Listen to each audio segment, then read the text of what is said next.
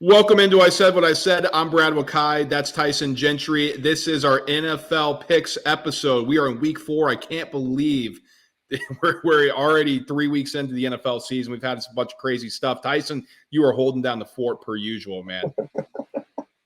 Per usual. I don't know if it's usual. I just have less plays than you, I think. So if you just stuck to the 4 or 5, I think you always throw the one in there where you talk yourself into it. We can hear you, brother. Work through your thought process like while you're saying it, and you don't believe yourself sometimes.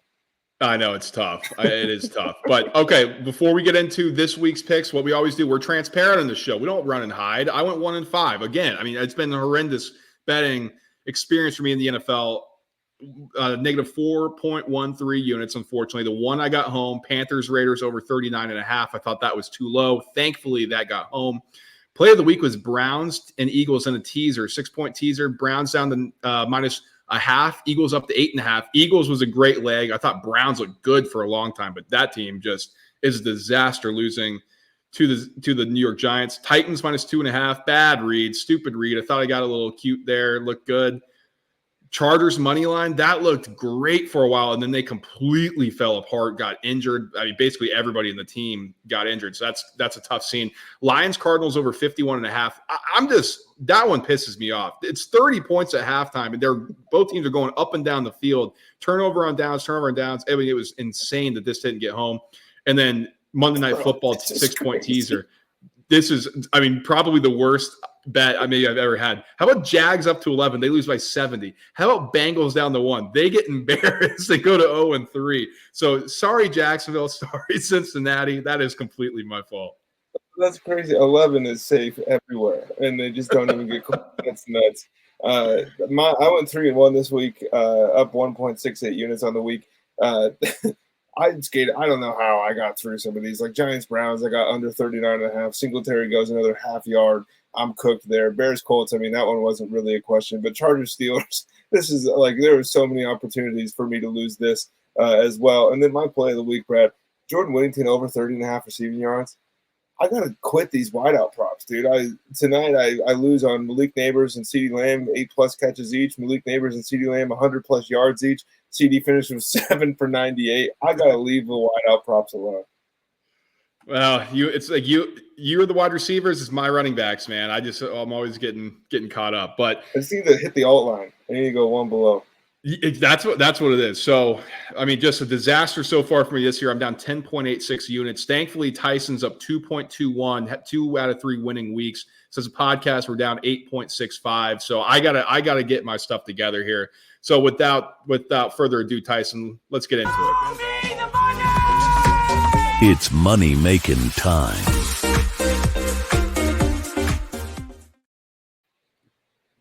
Well, I've been going first. I need to switch up the mojo. I'm chucking it to you. You're leading anyway. I need to be a gentleman. It's just like golf. You have the honor. So, sir, what is your play of the week?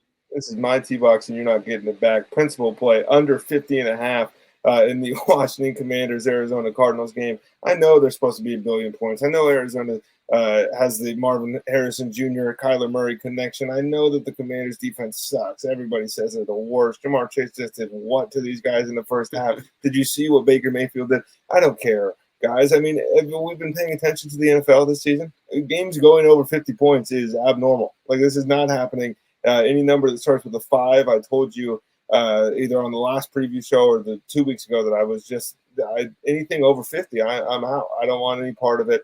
Not to mention Trey McBride's dealing with a concussion, I believe. Is Elijah Hickens stepping into that role with McBride playing the whole game? And then the other part, Jaden Daniels just looked like a world beater on Monday Night Football in front of everybody. This is the NFL. Welcome back to earth, bub. 2 games in a row, no turnovers, no punts. Ooh, man. I don't know if that's going to happen. Johnny Gans got something for that, huh? Johnny Gans. You're rooting for Johnny Gans. Tyson, how about this on a play of the week? Bengals minus 4.5, minus 110 on FanDuel. Now, if you want to listen to us rip apart the Bengals and be disappointed in our actions for believing in them and how they played so far this year, we got a podcast earlier episode on that. But this is the NFL. This is not for long. This is a week-to-week league. I mean, you gotta put your last past feelings away. This is a Cincinnati Bengals team facing the Panthers team. I'm sorry, Andy Dalton's now Joe Montana, Tom Brady, Drew Brees. Not when you don't have Adam Thielen. Not when Deontay Johnson's banged up. This is still the same old Panthers. It's a bad defense. It's an average offense at best. And this is a Bengals team with T. Higgins, with Jamar Chase, with Yoshi Voss, who looks like a real world beater right now, and Chase Brown finally getting the rock. This offense looks primed to go. How about this, Tyson? 0-3 favorites in the last decade are 5-1-2 against the spread. I mean, it just doesn't happen very often. There's a reason why they're favorites. I mean, it's like a shocking thing. You're like 0-3, they suck. Oh, if they're a favorite for a reason. Joe Burrow, 22-11 against the spread on the road. When he's a 3+ point favorite, he's 7-3 against the spread in his career. I mean, come on. Now, Bengals offensively, if we look at the numbers, 4th in EPA per play, 10th in EPA per pass. They're going up against the defenses, 27th in EPA per play, 25th in EPA per pass. This to me screams Bengals bounce back. I hope so. And one thing that I'll add on to your play here, I know everybody's fed up with T. Higgins and his week was gross. The second game back, T. Higgins, this is when he scores all the touchdowns. This is when he gets all the yards and the catches. So if you need one more leg for your touchdown parlay and you're not sure who to add, this is a guy that had 2 end zone targets last week and very likely is going to find himself celebrating at some point on Sunday. Brad, I'm going with another under here. Back to the well.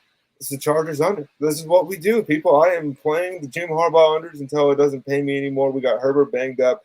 Quentin Johnson fell ass backwards into a touchdown last week that actually made that number a little bit more sweaty than it should have. Did you see that? Like, he just wasn't guarded. That was craziness. And then, obviously, we know the Chiefs, the way they want to play football right now. Just control the clock, win the game, right? Make no mistakes, win the game. Let that defense do what it does. So I think that this one might just be a Chiefs 24-7, 24-10 type victory. I don't know how the Chargers score. I mean, no Rashawn Slater, no Joe Alt, Justin Herbert. That's I mean, so if they brutal. play him, dude, if they play Herbert, that's malpractice. I mean, boy, oh boy. Then you're going to throw Taylor Heineke.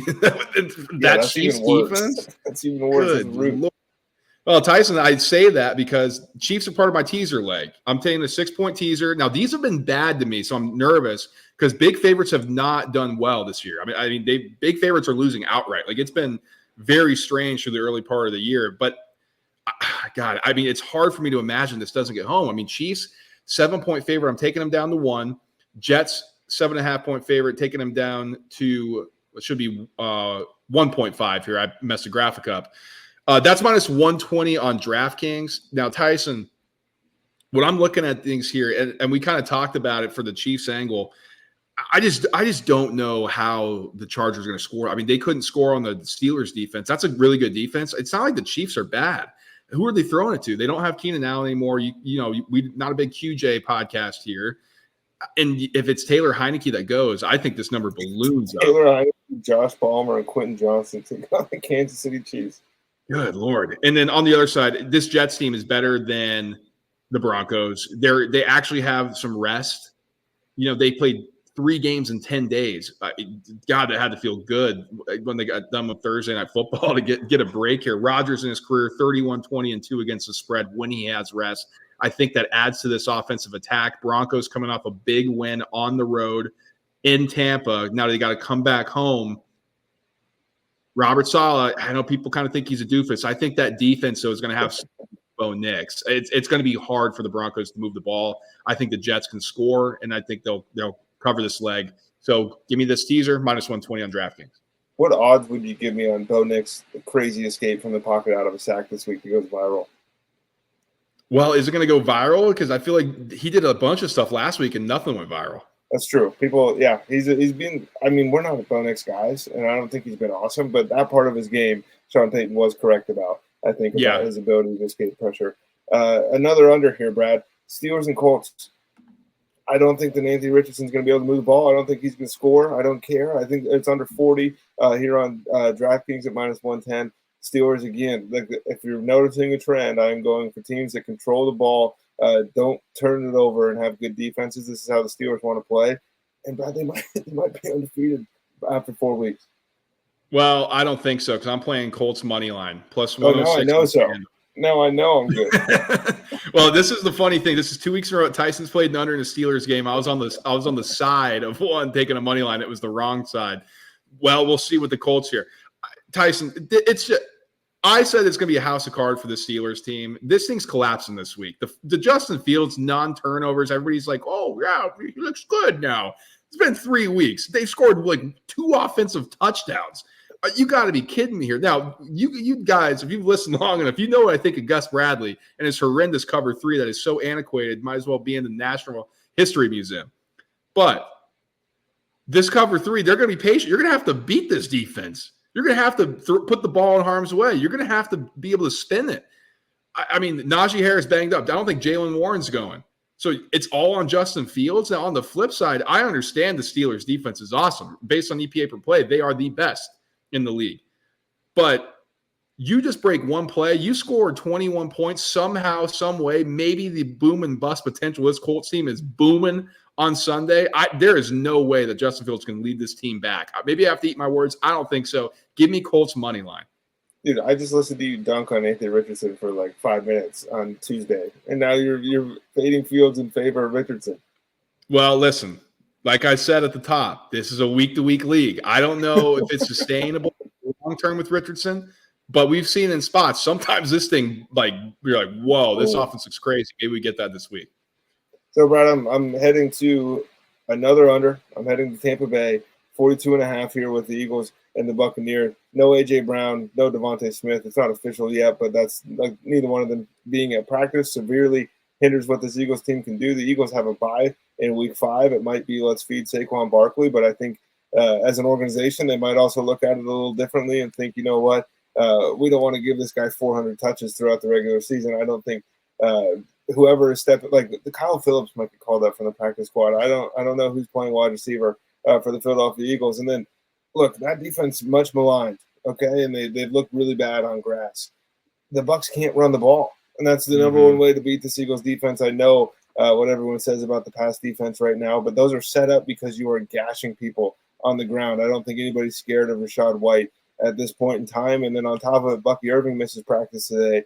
So I think that this might be it's a Godwin game, sure. If you want to play player props, I think he's going to be open a ton, but I don't think this game gets to 42.5. How about the Penn State game, man? You got Chris Godwin, Saquon Barkley, Jahan Dotson on the field. There's got to be more than that too. Yeah, I'll have to go through the Rolodex of my thought here. Tyson, my final 2 plays are on Monday Night Football. The one, it's kind of similar to what I did last weekend, but it Titans Dolphins over 36.5. That's minus 110 on FanDuel. That's just way too low. I'm sorry.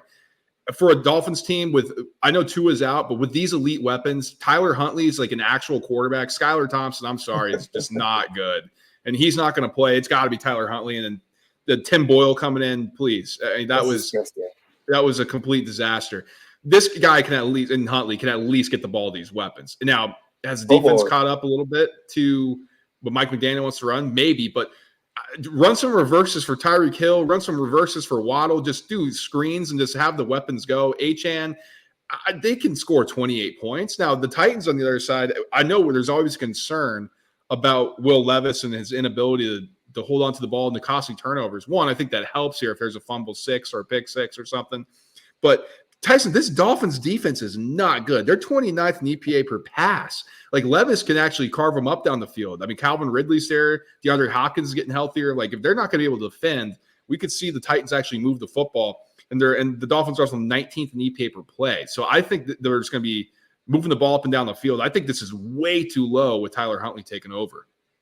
Yeah, I mean, you got to show respect to the Pro Bowl. Also, like this could be the Tajay Spears gets 10 catches out of the backfield game. That really, I think, is like that's not going to unlock the Titans offense, but I think it takes a ton of stress off the guy that can't seem to stop throwing it 40 yards out of bounds when you take deep shots. Yeah, how about Callahan? Maybe let's dial up some easier offense instead of just yelling at our quarterback, dude. Like that's why you got the freaking job, is to make his life easier. Like it's unbelievable. That's not for this show. That'll be for a later show. But Tyson, my last one, Lions minus 3.5, minus 110 on DraftKings. I know I'm getting hooked. I'm the Dumbo for taking this number. This is not smart. This is what every single professional bettor would be cringing at because, you got to take the Seahawks at plus 3.5 with the hook, especially on primetime. So why am I taking this? Why am I taking Lions minus 3.5? Oh, boy. One, I think the Seahawks, Tyson, this is easily the best quarterback that they've faced to date. So their defense, sure, it looks great and it looks good on paper. They faced Jacoby Brissett with a horrendous group of weapons in the New England Patriots, rookie Bo Nix, and Skylar Thompson and Tim Boyle. Really? That's not Jared Goff. Jared Goff, especially in prime time, he was 19-11-1 against the spread. And prime time, he's played 20 games. He's 16-4 straight up with a cover margin or a points per game win margin of 6.6 points. Boom, that's right here. Then how about this? Seahawks want to run the football. Lions are the third best team in EPA per rush and stopping the run.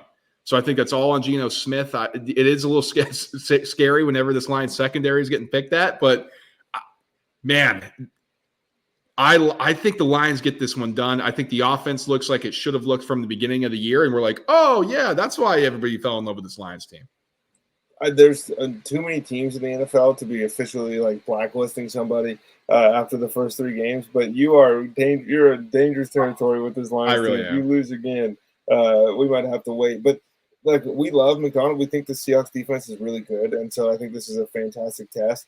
If it's Zach Charbonnet, I think that the Lions are fine. I think Ken Walker is the key here for the Seahawks to win this football game. All right, man. I'm hoping to get back on track. I know you've been carrying us, so I got to add to your success here so far, and you're going the under train. I'm hoping I can get on board here and let's get this thing rolling. Yeah, tons of unders. If you want more, they'll be in Discord. Group name is I Said What I Said. Sorry, we forgot to post some of the parlays last week. Brad mentioned some of the units that we were up, but we won more on the side. The only way that those are going to be found are in the Discord app. We don't give out everything here on the show is pretty much straight stuff, except for Brad teasing the Jaguars up to 11 and then having to sit through really just the first quarter. That was cool. Yeah, that was the cool part. But yeah, we just did our college football show. Tons of live stuff in there. I mean, these live markets are really where you want to be. So the Discord app, it's free. We'll let you right in. Like, subscribe, and share the show. In the meantime, if you're not a big gambler, I mean, probably not watching the show, but maybe just stumble upon it. We break down everything in the NFL, everything in college football in our early week episodes. So make sure to stay tuned in or tune in for that and let us know what your thoughts are. What are you playing this week? And let us know in the comments. And we'd like to get you on board. Like Tyson said, join that Discord. The link's in the bio. We'd love to have you guys in there.